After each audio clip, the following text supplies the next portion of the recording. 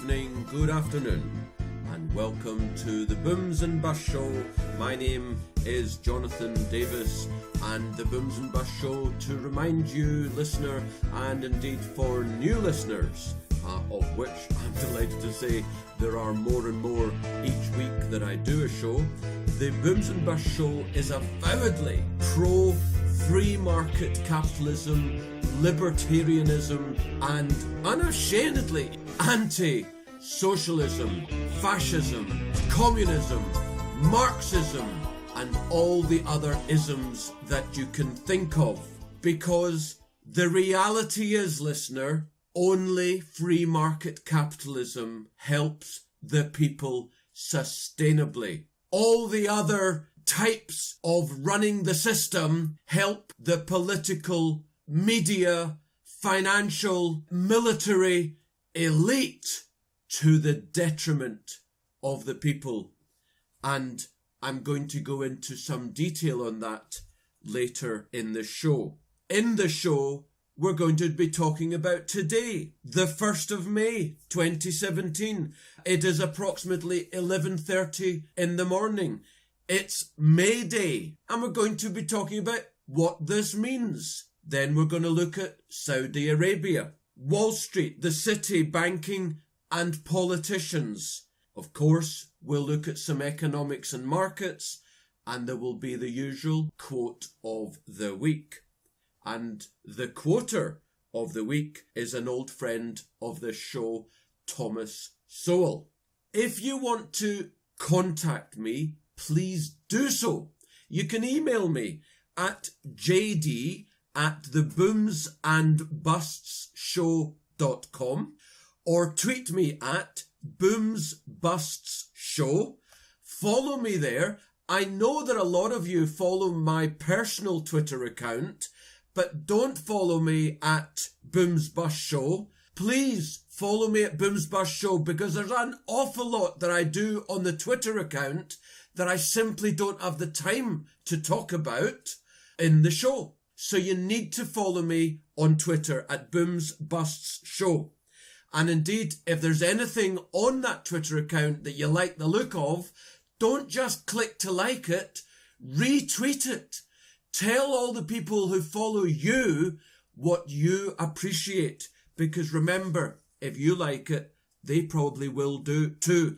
And we need to tell as many people as possible about this thing called free market capitalism. Because all they get is cronyism, or indeed socialism. My goodness, the New York Times today is celebrating the communism that celebrates the International Workers' Day, May Day. This is what the people receive. And what they need to receive is why socialism is terrible and free market capitalism is the only way out of the future abyss that we're leading ourselves into. Thank you so much to those who have been tweeting.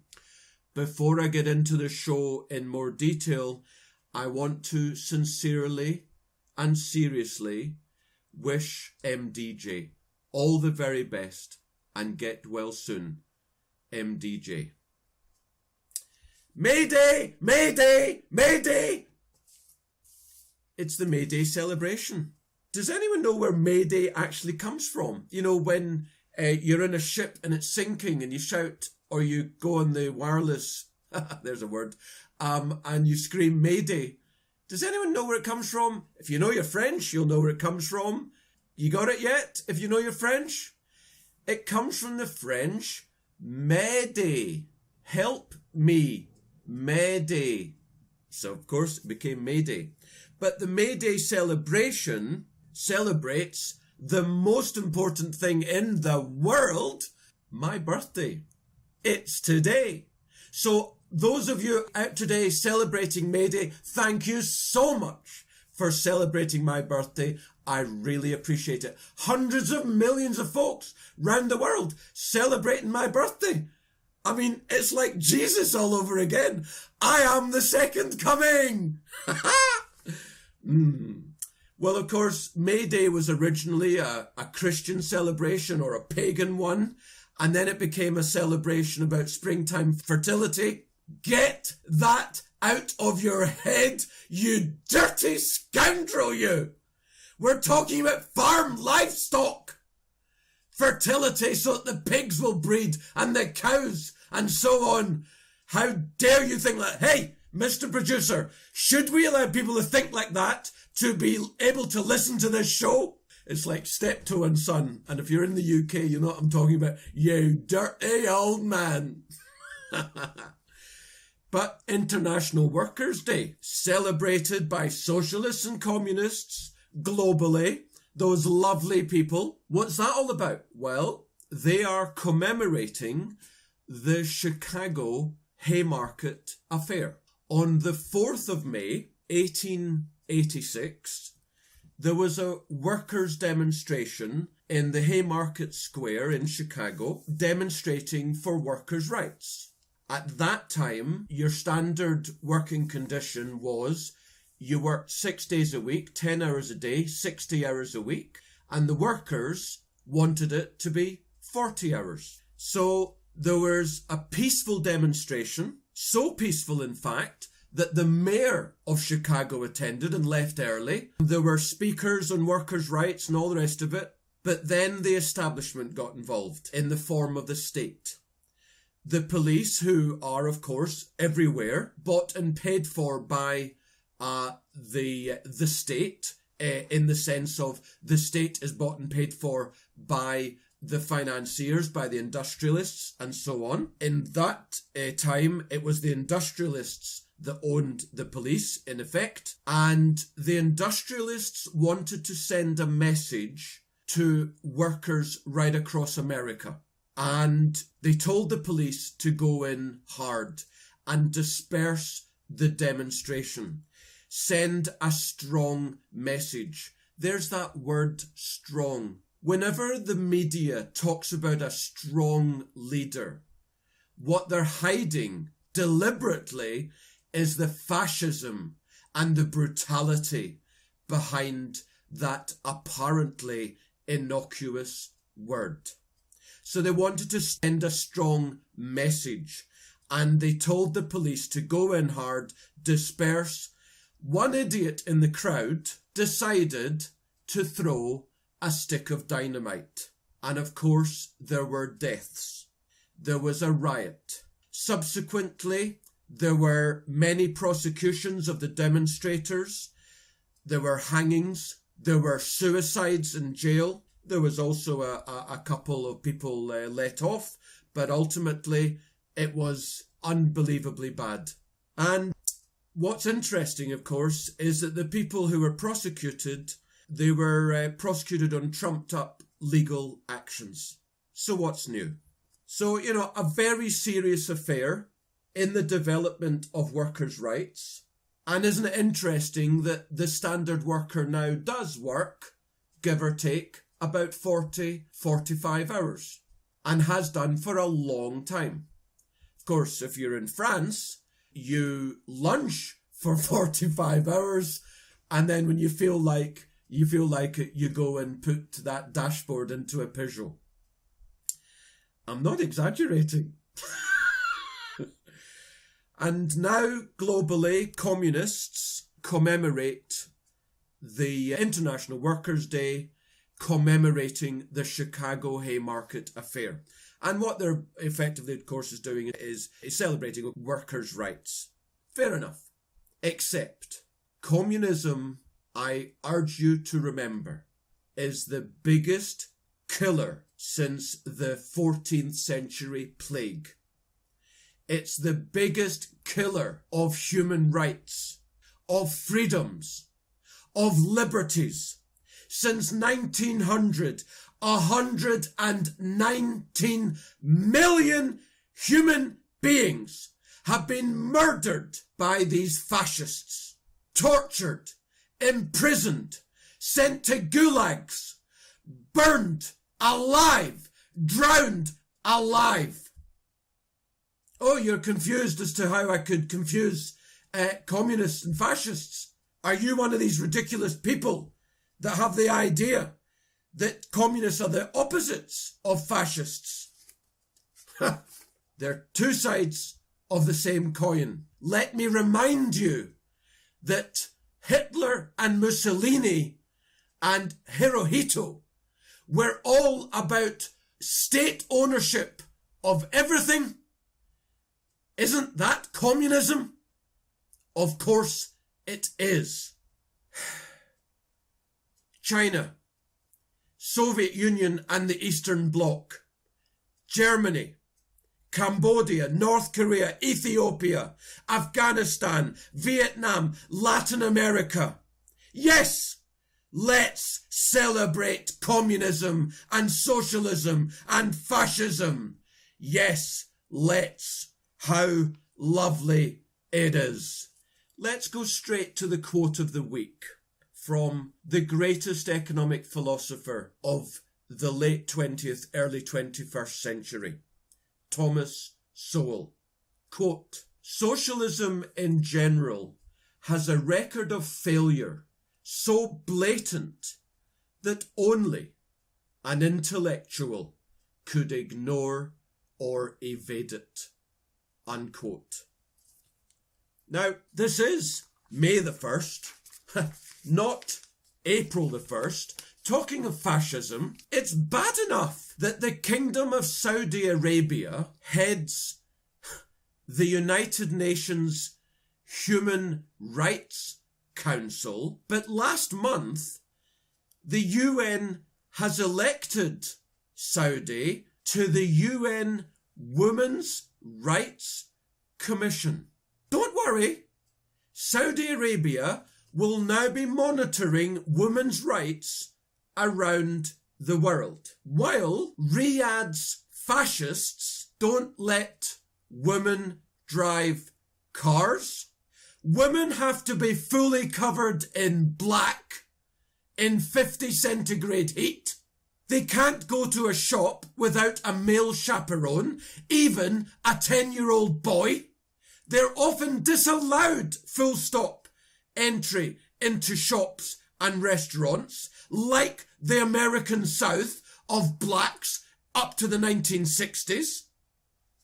And of course, they fund terrorists globally to kill us and bomb our buildings and our people and drive trucks into our crowds of folk going about their business.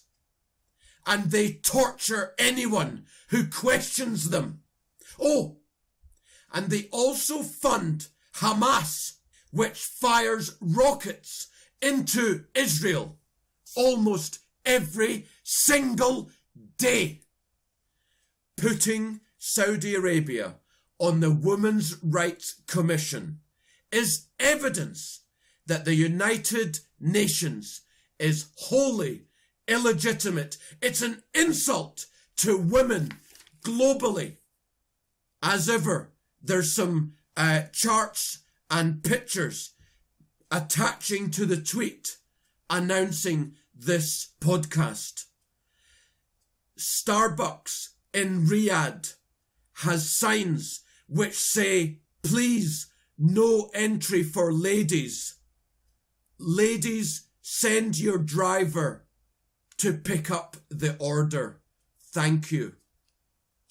The very next day after Saudi Arabia was elected onto the UN Women's Rights Commission, and of course it heads up the Human Rights Panel, the very next day, Ahmad Al Shamari, after spending 3 years in prison for a tweet where he criticized Islam, has been sentenced again for blasphemy.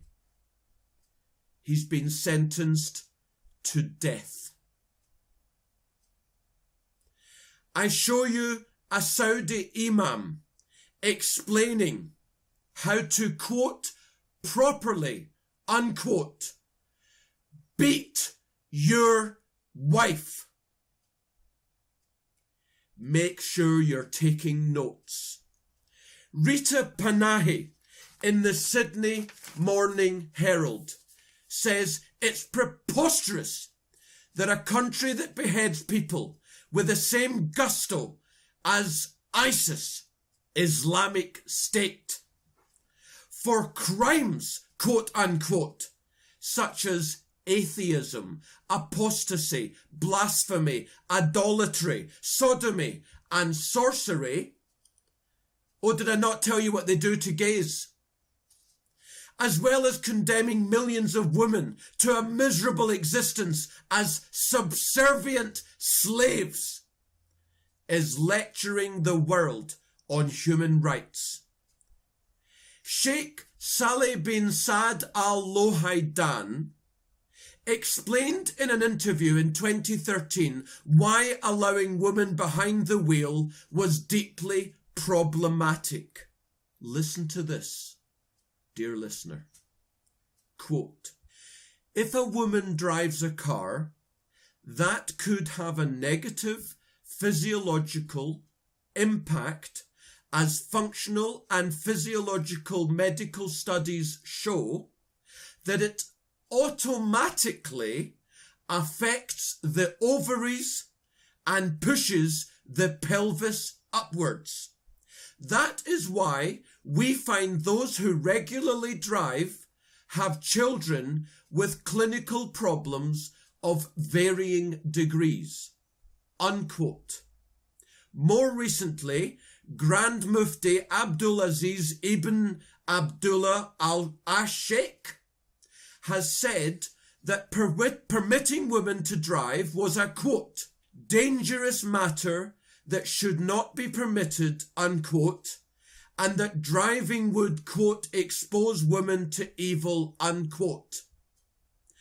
I don't see anything physiological there, Grand Mufti or Sheikh Salah bin Saad. All I see is total and utter religious crap. By the way, 47 countries out of the 54 on the United Nations Economic and Social Council voted for Saudi Arabia to be admitted to the Women's Rights Commission, which is dedicated to protecting and advancing women's rights. We believe, because we don't know, because of course it was a secret ballot, that 5 European countries voted for Saudi Arabia in that secret ballot. We know for a fact that Belgium voted for the Kingdom of Saudi Arabia to be elected onto the Women's Rights Commission. What did it cost, mes amis? So, the next time you hear anyone talking about how good and useful and important and relevant the United Nations is, whenever you hear or see United Nations people actually doing a talking heads piece, remember who the heck they are and what they are. Let's move on to news. Yale University leftists, now bearing in mind these are a tiny minority of the US population. They are some of the most privileged people in the world. Yale University leftists have gone on, quote, hunger strike, unquote, about Trump and free speech. Of course, what we mean by that is anything with which they disagree. It may be free speech, but if they don't like it, it shouldn't be allowed to be said. This hunger strike is a hunger strike with a difference. When they get hungry, they're allowing themselves to eat. They're telling the media that it's the symbolism that it provides. Tell that to Ahmad Al Shamari, who's being sentenced to death for criticising a religion in a tweet. Tell that to the thousands of baby girls and young girls who are mutilated for life because of a religion, who can say nothing to stop it. And where the hell are the prosecutions of their parents? As I discussed in some length in podcast number 9 last week. In 2009, the Democrat candidate for president, who had in fact just been elected but hadn't yet become president, Barack Obama, who then bailed out the bankers, he said, and I quote, "I didn't run for office to help Wall Street's fat cat bankers," unquote. It was revealed last week that imminently ex-President Barack Obama will be receiving $400,000 for a single speech in Wall Street. And this is how Bill and Hillary Clinton made their fortune. Because when he lost his office, he then went on $250,000 speaking tour globally. And if you think about it, 4 of those is $1 million. It didn't take much for them to be worth a couple of $100 million. There's a guy whose Twitter account is Chris_Arnade, Arnade. And he tweeted this: "As I once wrote about Hillary Clinton's speeches, speaking fees are just another form of the mind meld, with Wall Street paying former government officials for invitation-only talks." In other words, it's not just ex-presidents. "I have been to some of them, and from an investor's perspective, they are entirely useless. But that isn't what they're about.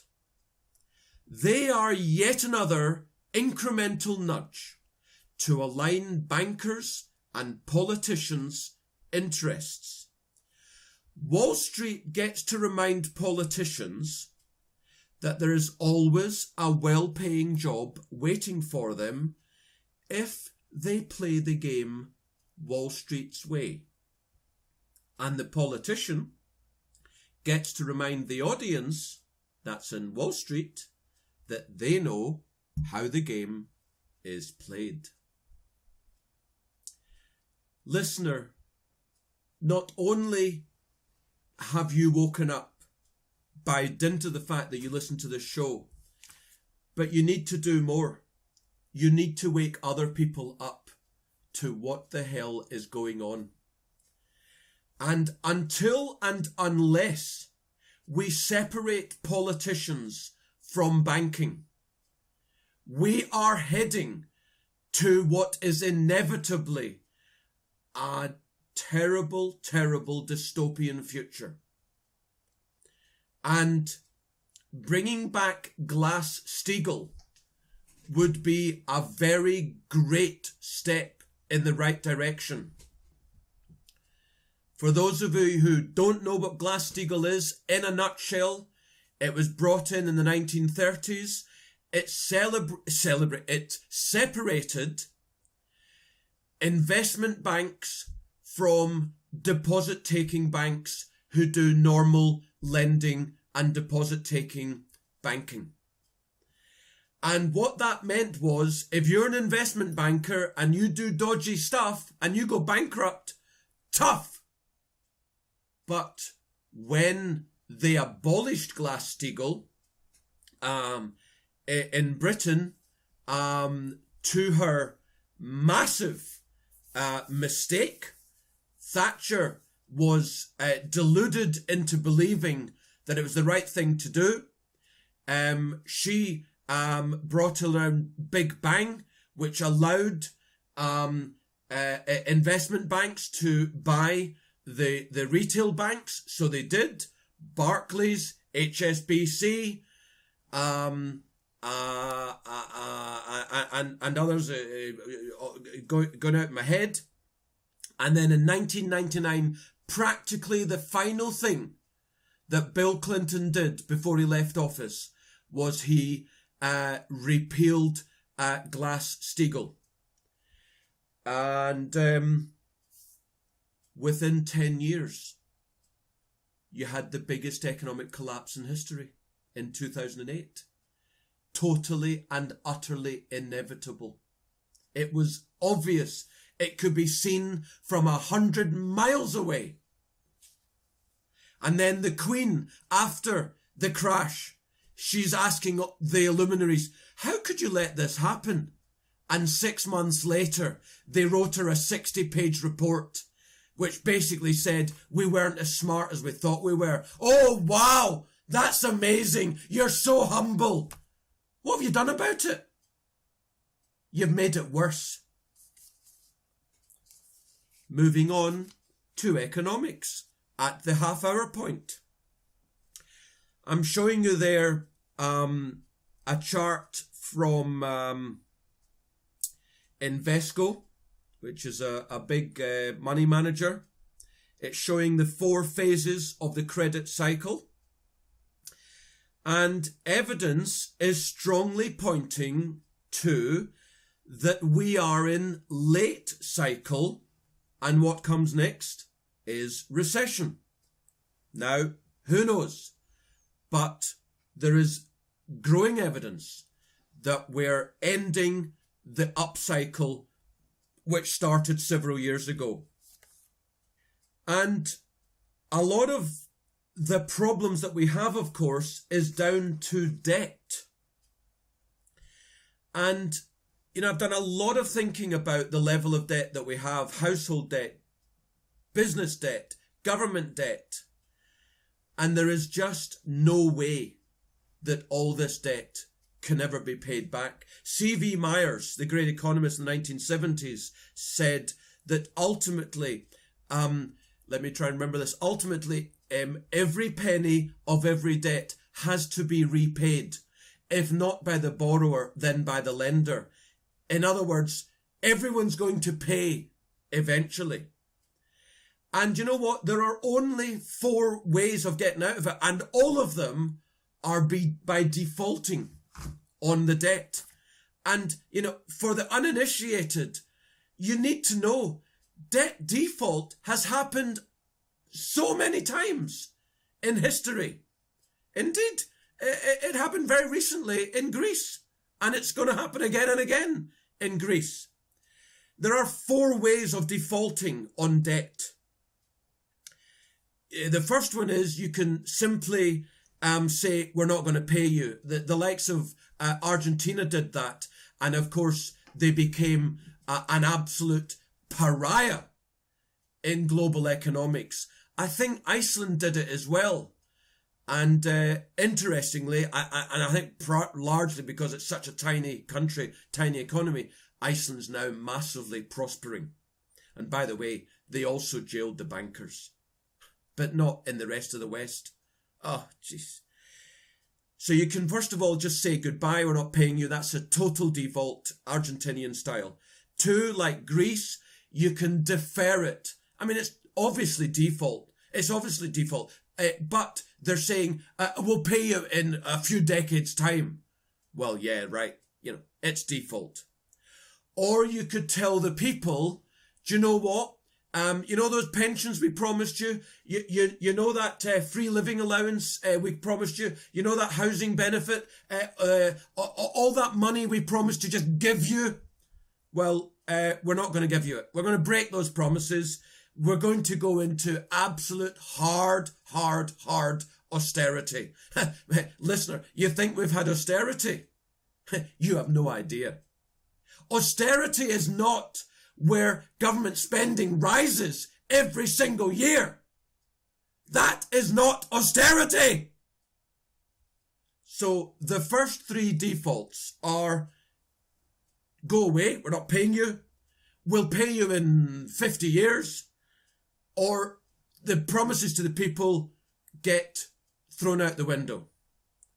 All of them are deeply, deeply unpopular. So politicians won't do it.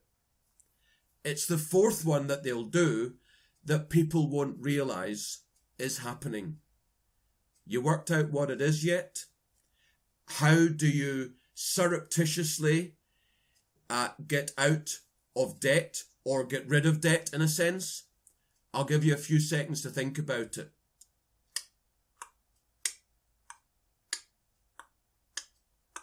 You got it yet? Inflation. That is the only politically acceptable way of defaulting on the vast amount of debt that there is in the system, that the politicians allowed to happen. And when you look at Japan, which has had getting on for 30 years of no inflation, indeed deflation, zero interest rates for well over 20 years, and clearly economic depression for a generation, they now have so much debt that since 2012, the Japanese yen has been, in fits and starts, debasing. Now, I can't immediately remember the numbers, but I think I'm right in saying that it was, in 2012, it was 70 or 80 yen to the US dollar. It's been up to 125. As it happens, I think it's going back to 100 or so.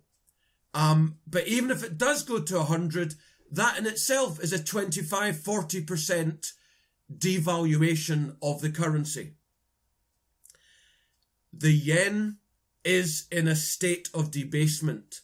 And over the years, because of the massive money printing that they're still doing, that they will continue to do basically for quote ever, unquote, the yen will just get debased.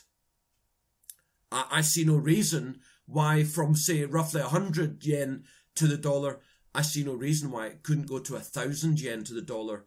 And I'm not kidding you, it could even go to 10,000. It could go to early 90s Israeli-style hyperinflation, Zimbabwe hyperinflation, Venezuela hyperinflation, Weimar hyperinflation. It could easily do that in a country that only a generation ago was the second most important economy on the planet, equivalent to Germany. Japan is very likely in a couple or a few years going to be in super inflation, which as far as I'm concerned basically means 10 to 25% per annum inflation. And the cat will be out of the bag. You will never be able to put that cat back in the bag.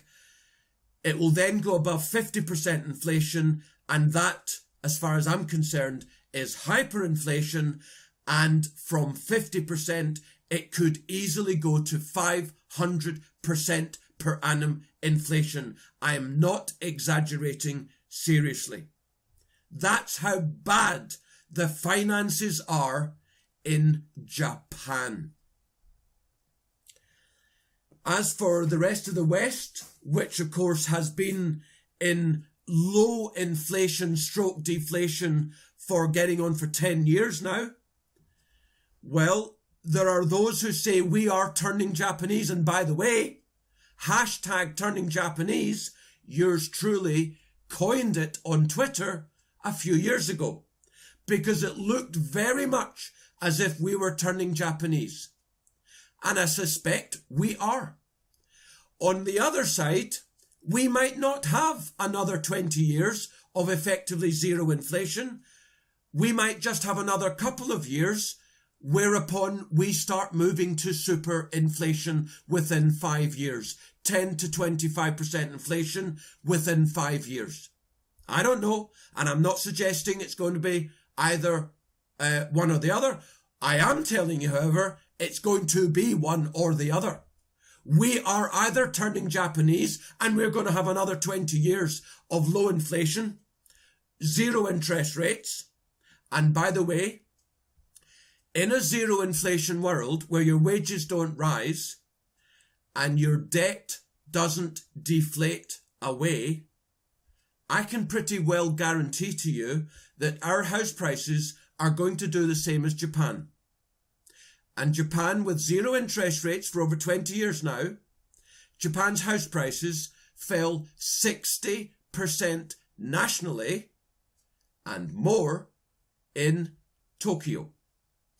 This, to me, is what is going to happen if we have another 20 years of no inflation. If, however, after a couple of years we start having inflation, then we're going to have higher interest rates. And they're always going to be behind the rising in a exponential trajectory of inflation. Thus, interest rates will never dampen down on inflation once that cat is out of the bag. Higher and higher interest rates. If you've got a multi-100,000 pound mortgage and you go from 2% mortgage to 10%, you're toast. What if it goes to 20%? My God, you're bankrupt. And everyone knows someone with a multi-100,000 mortgage. Moving on. I read that in Greece, they're closing their hummus and tara masalata factories. It's a double dip recession.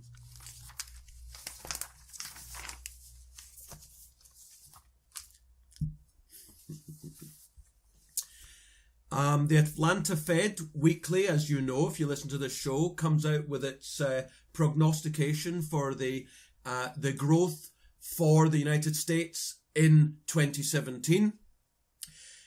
Interestingly, last October, they said it was going to be 3.4%. By March, it was 0.9%. A couple of weeks ago, it was 0.5%. The Atlanta Fed, this is a division of the Federal Reserve of the United States, is saying that the US will grow this year 0.2%. When it was 0.9, I said to you then, that was a couple of months ago now, that, that's practically a rounding, and that could go to recession, to negative, just as easily as it could go up. They're now down to 0.2%. Another division of the Fed, the New York Fed, is saying 0.7%, which is not dissimilar to the Atlanta. It's fine. They've got different ways of looking at it, but they're both very low expectations for the US this year. They both could yet see the economy go negative, go into recession. And by the way, in October, at the end of Q4, the New York Fed said it was going to be 2.7%. 4 months later, they're now looking at 0.7%. On the other hand, we see the Chicago Purchasing Manager Industry Index, the PMI index, showing for April, America's industry at an index of 58.3. Below 50 is economic contraction. Above 50 is expansion. And 58.3 is actually higher than the last month at 57.7. So what is the central bank doing that the private economists are seeing differently? Who knows? It doesn't inform what I do in investments, but it's certainly very important to watch. Similarly, on the positive side, we see South Korean exports, huge exporting nation, have risen year on year, April to April, 24%. That is absolutely huge. So, what's happening? Does it go back to the 4 phases of the credit cycle, and it's very much a late cycle development? We shall see. The Federal Reserve Economic Department shows real personal consumption expenditures. The chart there back to just the early 1970s. And it shows whenever real personal consumption expenditure year on year goes negative, the US has a recession. Except, in fact, there is no exception. In each case it went negative, there's a recession. In the mid-70s, in 79, in the mid-80s, in the early 90s, in the early 2000s, and of course 2008. Well, the percentage change year on year is now just over 0, and it's heading down. So we'll see whether or not it goes negative. Interestingly, in the early 2000s, the year-on-year personal consumption expenditure didn't go negative, and yet there was a recession. So, lots of things happening out there that could be recessionary. I've got a statement here. It's not a quote. It's a paraphrasing from the CEO of Finco, John Fichthorn, who is the CEO of the finance arm, the lending arm, in other words, of Ford. All these car manufacturers, they're basically banks with a car manufacturing subsidiary. That's essentially what they are. It's like BT is a pension scheme with a phone company on the side. So the chief executive of Ford Finance says they have, how much do you think Ford Finance has auto loans on its books? Do you think it's 10 billion? $100 billion? No. Ford alone has $250 billion of car loans. Get to your calculator and just put in an average of, say, $15,000, and you calculate how many cars they've loaned on. This is the reason why the car industry is in existence and why car prices are so high. If we didn't keep on bailing out these blooming banks and car manufacturers, they wouldn't be doing the reckless lending, so the prices would be able to fall. And similarly, in another side of the economy, house prices would be able to fall.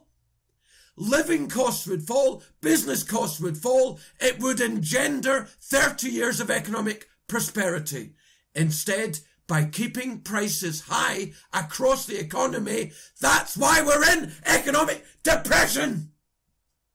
Isn't it blindingly obvious? Well, obviously, it's not.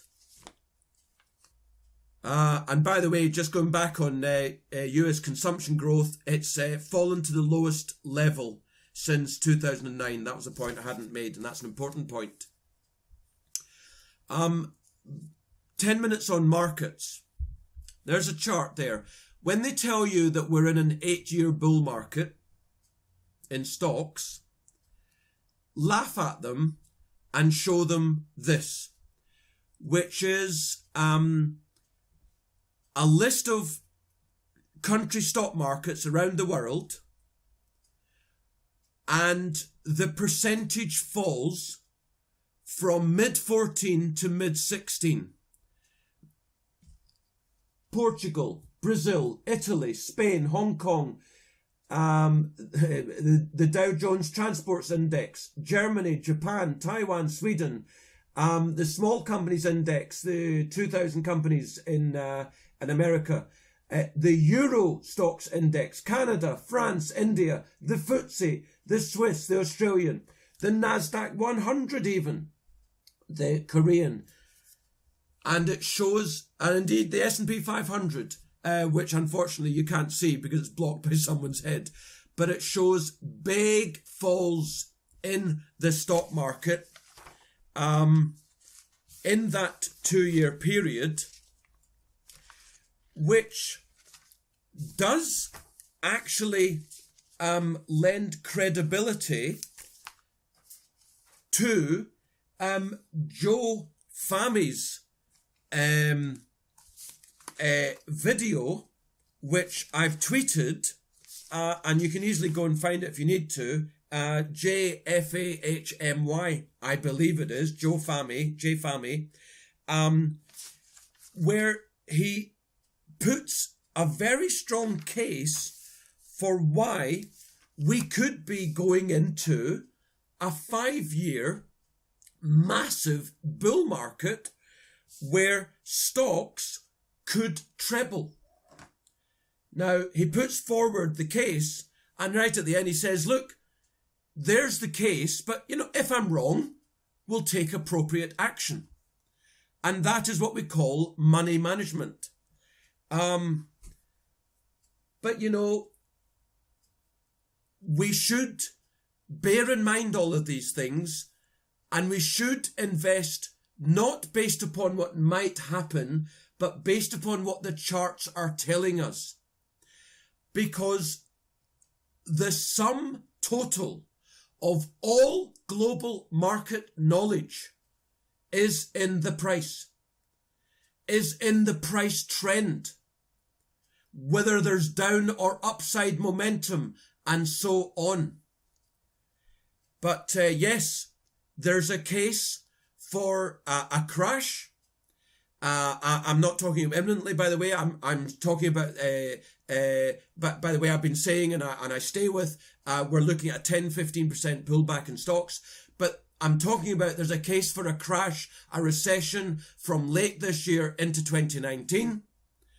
There's also a case for a multi-year super bull market, particularly because, going back to that chart, we've just had a bear market. And what follows bear markets? Moving on to government bonds, there is a chart of net long and short in the US 10-year bond market. And it's very interesting that they were heavily short at the beginning of this year, and they're now back to neutral. And indeed, if you go to the next chart on the sentiment of 30-year bonds, in recent months, we've had more excessive pessimism to long-dated government bonds than we even had in the second half of 2013. You may or may not recall, but at that time, everyone and his dog was saying, get out of government bonds, whether it was Euro government bonds, German, Japanese, or British or American, just get out, because we're heading to higher and higher interest rates. Government bonds will be decimated forever, quote unquote. And by the way, when they said sell, sell, sell, my company, we were buying, buying, buying. That's a fact of history. And over the next 2.5 years, government bonds absolutely soared. In the last 6 months, the second half of last year, they've pulled back 15-20%, sizable pullback. And as I say, the sentiment got so bad, but look at that. Sentiment is now above excessive pessimism, and it's heading up towards optimism. Maybe a time to buy bonds. And the next chart comes from All Star Charts. It shows how government bonds have pulled back, or the ETF TLT for government bonds has pulled back to the multi-year support line. It stopped rising at the multi-year resistance line at the top. And look, TLT's rising. Moving on to precious metals, which I know is close to your heart, certainly is to mine and my bank balance. Silver is back up to major multi-year resistance. Indeed, it was the original support in the downturn from the 2011 high. When you break support, it then becomes resistance when you go back up to it. And it seems to me, looking at the RSI in the chart there, that as it says, RSI never hit oversold conditions, which is below 30, which suggests that it doesn't want to get oversold. On the contrary, it's a gradually rising trend. It's neutral just now, but it does seem to me, when I look right across the precious metal space, I think it's ready to blast off again, as it did, from the beginning of 2016, and then pulled back from the summer of 16, and then it started rocketing again at the beginning of this year. And I think it's going to break resistance. I think it's going to go all the way up, and indeed up to the 27 level that he's got massive support there, stretching back to 2011-12. That's what I think is going to happen, and it's going to take only a few months. And when you look at gold miners, which of course is strongly correlated to gold and silver, we've got basically a very similar scenario there. The RSI just got to the oversold level, but it seems to me that it's come straight back up again, and it's going to break that 200-day moving average, which is the curving line. It's going to break it at 25, and I think it's going to start this week, and it's going to go through the stratosphere. One of the reasons is the dollar, and this comes from Bama Broker, guy on Twitter, very interesting trader, showing a weekly chart of the dollar.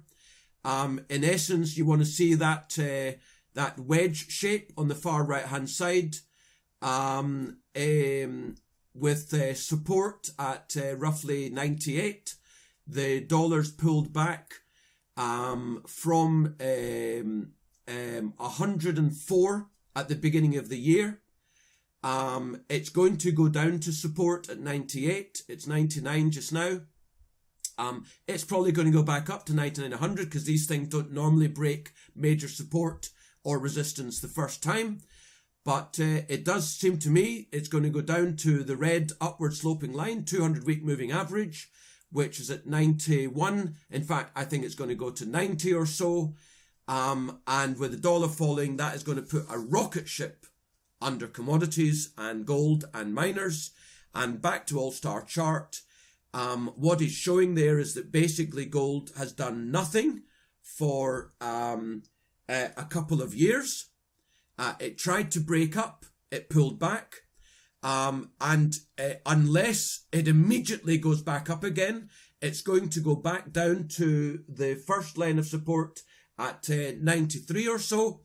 And it seems to me it's actually going to go to the 90 level, which has a percentage to it. It's Fibonacci. I'm not going to go through that in the show.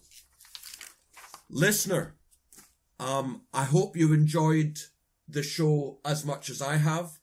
I hope you've got something out of the show.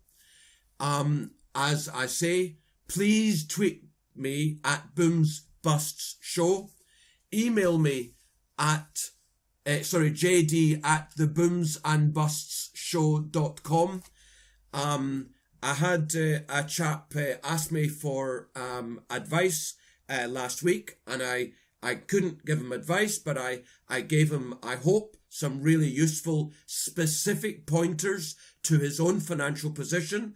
I can't give advice unless someone actually becomes a client and have a particular model or shape of what a client looks like, as it were. But very happy to give individual top-level, high-level guidance, which I believe will be useful to you. Very happy to do that. And you can send me an email.